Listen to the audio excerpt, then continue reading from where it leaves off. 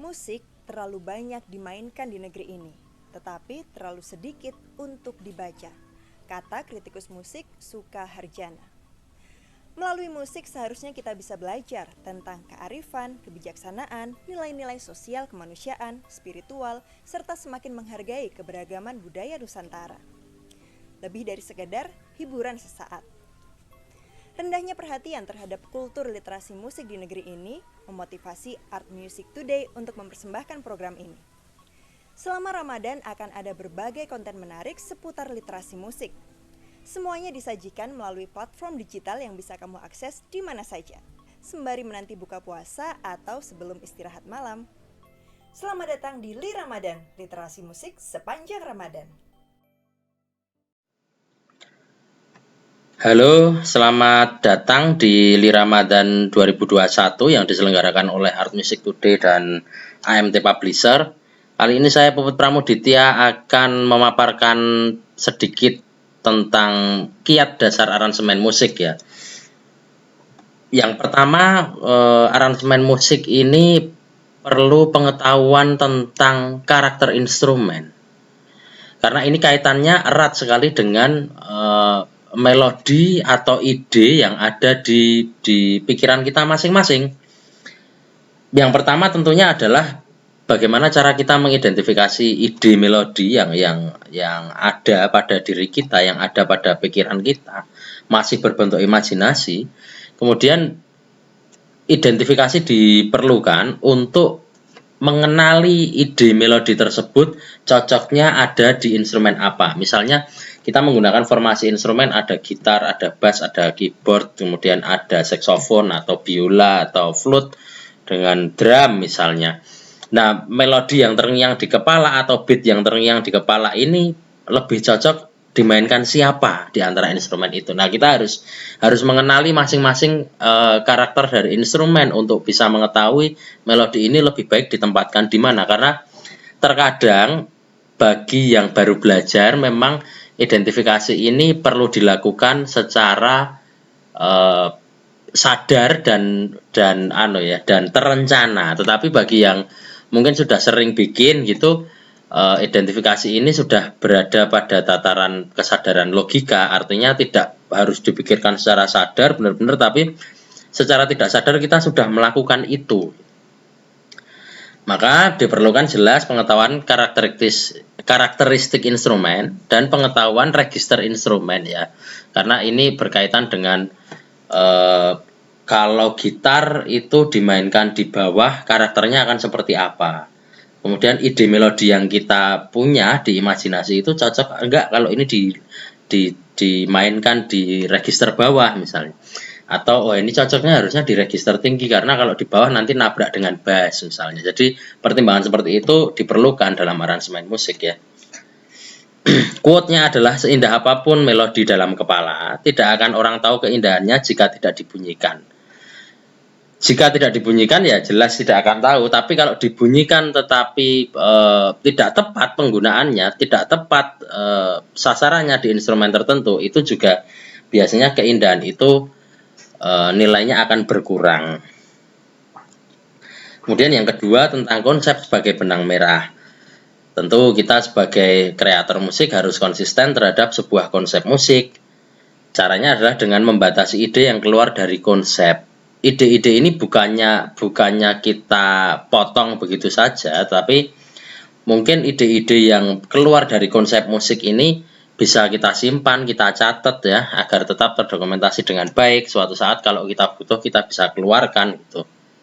Kenapa sih perlu dibatasi idenya? Karena biasanya seniman atau musisi yang cara berpikirnya sudah benar-benar pakai wilayah seni gitu, ide yang keluar itu biasanya akan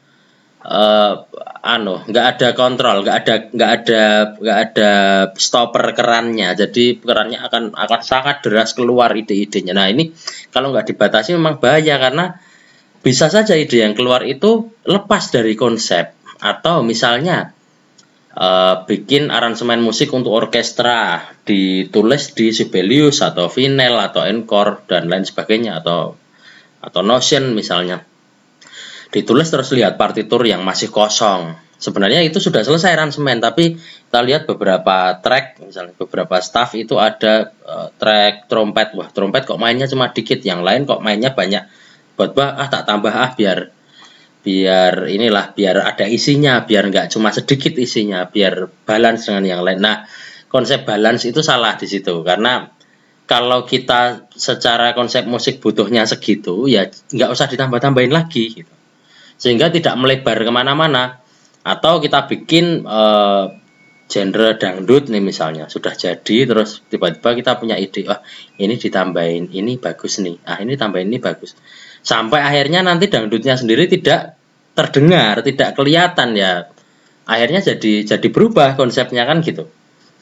Maka imajinasi, ide, konsep, dan bunyi keempatnya merupakan jalur berpikir logis dalam meng-create musik ya. Jadi dari imajinasi muncul ide muncul konsep, konsep baru muncul bunyi. Kalau sudah bunyi ya jangan balik lagi ke konsep yang diubah-ubah lagi, sehingga nanti prosesnya akan lama. Karena sebenarnya aransemen musik, apalagi kalau kita ngomongin tentang populer, itu sifatnya modular, sebenarnya sudah jadi sebuah standar gitu ya di kepala kita.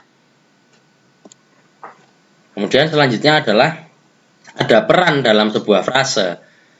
Nah, yang perlu kita ketahui juga adalah bahwa terdapat tingkatan ya dalam pembagian peran bunyi. Artinya kan ada bunyi yang ini bunyi sebagai pemeran utama, ini pemeran pendukung, ini pemeran pembantu, ini aksesoris nih, ini ornamen gitu. Ya kita harus tahu itu. Jadi mana yang mau diekspos, mana yang ini harus posisinya mendukung melodi yang mau diekspos gitu. Jadi secara register misalnya kita juga harus tahu, karena register itu kan nanti menentukan ini juga, menentukan volume yang keluar juga terkadang ya, atau menentukan dinamikanya, mana yang harus keras, mana yang harus pelan gitu. Dan kemudian jangan membuat banyak melodi dengan kekuatan yang sama atau melodi utama dalam tempat yang sama terus-menerus. Misalnya kita bikin ada vokal nih, vokal jalan nyanyi, tapi gitar kita bikin main melodi terus-menerus, sehingga melodi dari vokal itu fokus penonton atau fokus pendengar itu akan terbagi dua biasanya gitu. Jadi kalau gitar hanya sebagai melodi pendukung, ya jangan buat dia posisinya seperti melodi utama. Posisi seperti melodi utama itu kan bisa jadi nanti kerapatan ritme yang benar-benar rapat itu kan jadi mencuri perhatian, seakan menjadi melodi yang utama, atau interval yang naik turun misalnya, jadi lompatan nada yang jauh-jauh gitu, itu seakan menjadi melodi utama. Kemudian dinamika yang lebih keras atau yang sama keras dengan melodi utama itu juga biasanya harus kita hindari. Secara dinamika ya paling enggak kita di bawahnya kalau mau membuat melodi pendukung gitu ya. Buatlah audiens dapat mendengar dengan jelas hal-hal yang ingin ditonjolkan. Buat audiens nyaman dengan tatanan suara yang dihasilkan. Ini quote bagus nih. Coklat di dalam roti coklat tidak akan istimewa jika porsi coklatnya lebih banyak dari rotinya. Artinya sesuatu yang sedikit tetapi bermakna akan lebih baik daripada sesuatu yang banyak tetapi malah menghilangkan maknanya sendiri. Kemudian ini nuansa dan gaya dalam aransemen musik. Nah, nuansa ini bisa dilihat dari berbagai sisi nih. Ada dari liriknya, ada dari melodi, ada dari progresi akornya. Misal liriknya, kalau lirik relatif lebih mudah kita pahami ya, karena bahasa verbal ya kan, bisa kelihatan ini lagu sedih, ini lagu seneng, ini lagu kecewa, ini lagu tentang sesuatu yang agung, sesuatu yang hikmat misalnya. Dari lirik tuh sebenarnya bisa sekali kita identifikasi. Tapi kalau yang tidak ada liriknya, kita bisa identifikasi juga dari melodi. Melodinya minor nih. Ritmenya panjang-panjang nih, durasinya panjang-panjang nih, atau ini ritmenya pendek-pendek, lebih banyak ritme yang anu ya, 1/16-an misalnya, satu ketok isi 4 gitu. Jadi itu agapatu. Temponya cepat. Oh, ini berarti lagu tidak sedih nih. Itu jadi sebenarnya mudah kita identifikasi, atau progresi akornya yang ini cenderung larinya kok minor-minor. Oh, yang ini kok mayor-mayor. Oh, berarti kan terdapat perbedaan sebenarnya. Jadi bisa sih kita identifikasi, sebenarnya sangat mudah itu.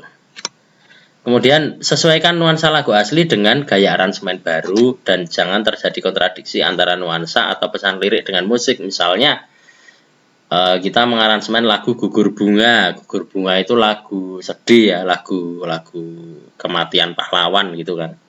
Tiba-tiba diaransemen dengan dangdut koplo. Padahal dangdut koplo itu biasanya cenderung membuat orang joget. Itu kan kontradiktif sekali, lagu kematian tapi genrenya bikin orang joget. Jadi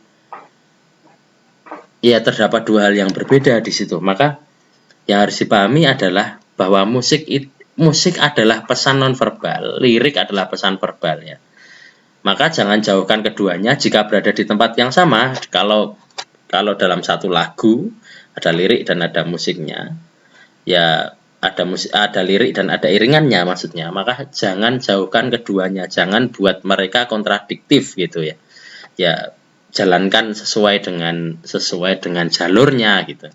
Kalau lagu sedih ya idealnya jangan dibikin dengan musik yang membuat joget gitu ya. Jadi kalau ditanya ini sebenarnya sah apa enggak kalau Gugur Bunga dengan dangdut koplo, ya sah-sah aja, karena ya bebas saja sebenarnya. Cuman kan kalau kita lihat dari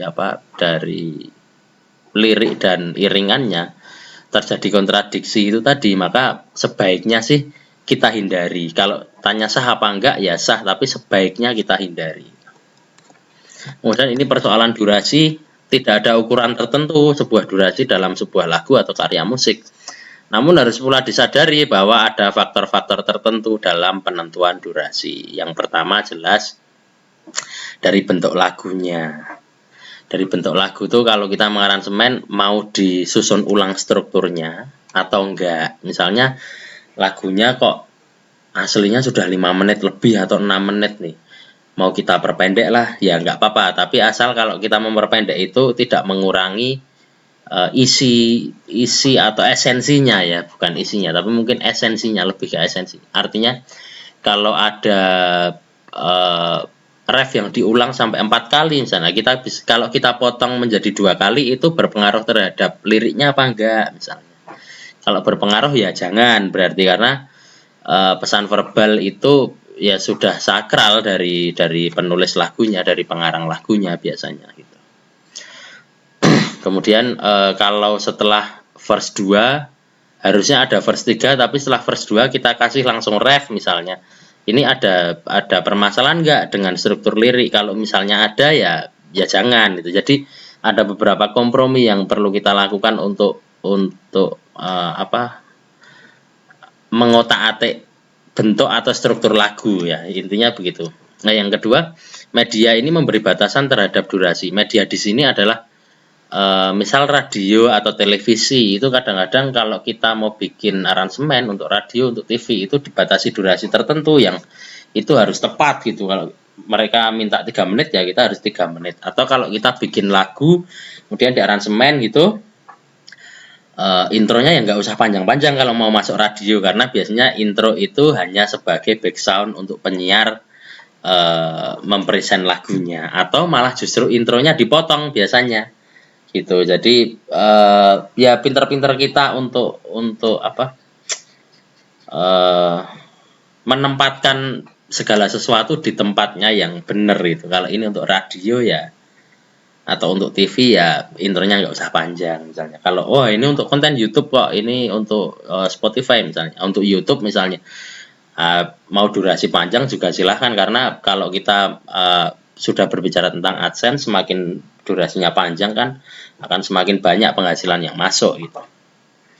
Kemudian ini ada kasus yang terlalu pendek. Nah, kadang-kadang terlalu pendek juga kurang baik, karena tangkapan pendengar ini belum maksimal, belum belum masuk 100% ke lagunya tapi sudah selesai lagunya gitu. Atau kalau terlalu panjang juga kurang bagus juga karena dapat mengakibatkan pendengar ini cepat bosan ya. Jika ruang adalah tempat untuk sebuah visual, maka waktu adalah tempat untuk sebuah bunyi gitu quote-nya. Sampai di sini kayaknya sudah saya paparkan semua. Ini berdasarkan beberapa pengalaman saya dan beberapa yang pernah saya baca di buku. Jadi yang mau belajar aransemen jangan takut untuk mencoba, jangan takut untuk belajar karena ya semua dimulai dari sebuah kesalahan. Jadi apapun yang dikata orang, jadikan itu sebagai sebuah kritik yang positif aja. Yang penting jangan takut untuk belajar. Nah, kira-kira begitu di Li Ramadan kali ini. Saya Puput Pramuditya mohon pamit. Terima kasih.